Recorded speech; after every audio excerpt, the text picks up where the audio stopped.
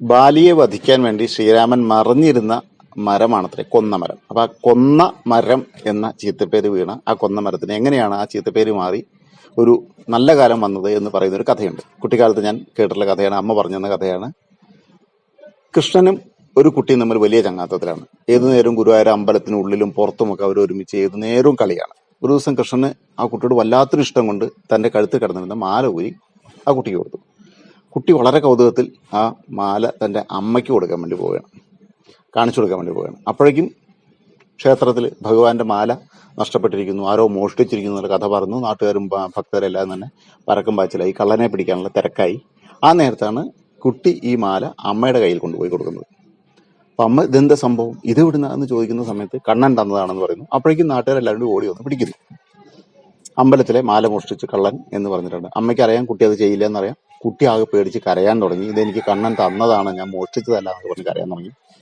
അങ്ങനെ നാട്ടുകാർ എന്ത് പറഞ്ഞാലും സമ്മതിക്കാൻ തയ്യാറില്ല. കാരണം കാഴ്ചയ്ക്ക് നിങ്ങൾ ഒരു സമ്പന്നരല്ല, മുഖത്ത് സകല കള്ളലക്ഷണമാണ് എന്ന് പറഞ്ഞ് 100 കുറ്റങ്ങൾ പറഞ്ഞുകൊണ്ട് ഈ കുട്ടിയെയും അമ്മയെയും വല്ലാതെ ഉപദ്രവിക്കുന്ന അവസ്ഥയിൽ എത്തിയ സമയത്ത് അമ്മ സങ്കടം സഹിക്കാൻ വയ്യാതെ ആ മാല കുട്ടിയുടെ കയ്യിൽ നിന്നും പിടിച്ചു വാങ്ങി, കണ്ണ, എന്റെ മകൻ പറഞ്ഞത് സത്യമാണെന്ന് എനിക്കറിയാം, അത് ഈ നാട്ടുകാരെ എങ്ങനെ ഞാൻ ബോധ്യപ്പെടുന്ന എനിക്കറിയില്ല എന്ന് പറഞ്ഞിട്ട് സങ്കടത്തിൽ ആ മാല വലിച്ചെറിയാണ്. ആ മാല ചെന്ന് വീഴുന്നത് ഇതുവരെ പൂക്കാത്ത അവിടെ നിന്നിരുന്ന ഒരു മരത്തിൽ ചെന്ന് വീഴുന്നു. അത് ചെന്ന് വീണതും അതിന്റെ എല്ലാ കൊമ്പുകളിലും സ്വർണമാലകൾ നിറയെ പൂത്തു വിടരുന്നു. ഒപ്പം ശ്രീകോവിൽ നിന്നും ഒരു ഓടക്കുഴൽ നാദം ഉയരുന്നു.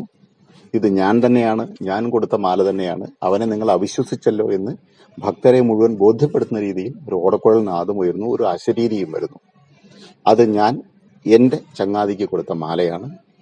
ഇന്ന് വിഷു ആയതുകൊണ്ട് ഇനി മുതൽ വിഷു ദിവസം എനിക്ക് ഈ കൊന്നപ്പൂ വളരെ പ്രധാനപ്പെട്ടതായിരിക്കും.